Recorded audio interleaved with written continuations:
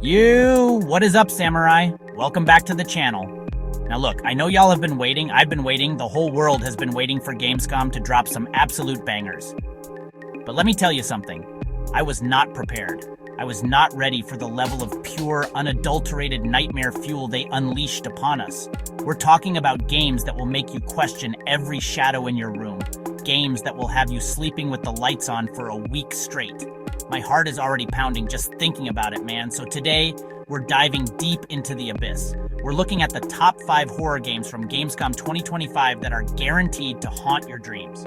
These aren't your regular jump scare fests. Oh no, these are the psychological thrillers, the atmospheric dread inducers, the ones that get under your skin and stay there. If you're easily scared, this is your final warning. For the rest of you, the brave souls, the samurai family, let's get started. You have been warned. All right, coming in at number 5 on our list of absolutely not, I'm out. We have a game that looks like it was birthed from the darkest corners of someone's twisted imagination. It's called Echoes of the Asylum. From the gameplay we saw, you're playing as a journalist, which is already mistake number 1. Who willingly walks into a place called Blackwood Asylum? This place has been shut down for like 50 years after some unethical experiments. It means there are things in there that were once human, but now they crawl on the ceiling and whisper your social security number. Nah, fam. The atmosphere in this game is thick. Like you could cut it with a knife. The hallways are long, they're dark, and they echo with sounds that should not be echoing. The main mechanic seems to be based on sound. You have to be quiet. You have to listen. The creatures, these experiments gone wrong, they hunt by sound.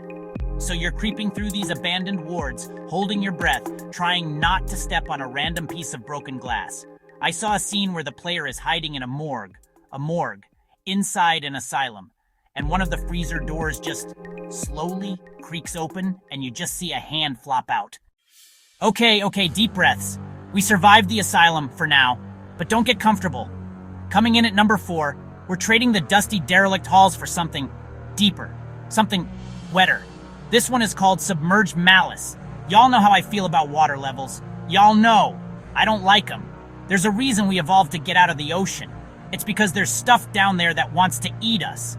We saw a glimpse. A massive Leviathan-class thing. No face, just a giant gaping maw. Rows and rows of teeth. It glided past the main viewport and blocked out all the light. Imagine seeing that. Flooded sections.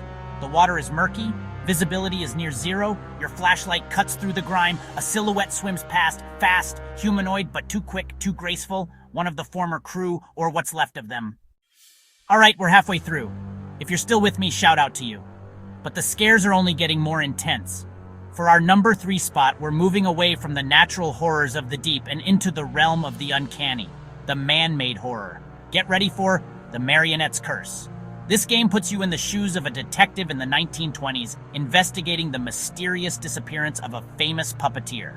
You go to his workshop, this old, dusty, creepy place filled with half-finished puppets and marionettes hanging from the ceiling. The main antagonist seems to be this one specific marionette, the puppeteer's prized creation. It's a life-size clown. Of course, it's a clown. It's got this cracked porcelain face and a permanent, terrifying grin, and it doesn't just move when you're not looking, it hunts you.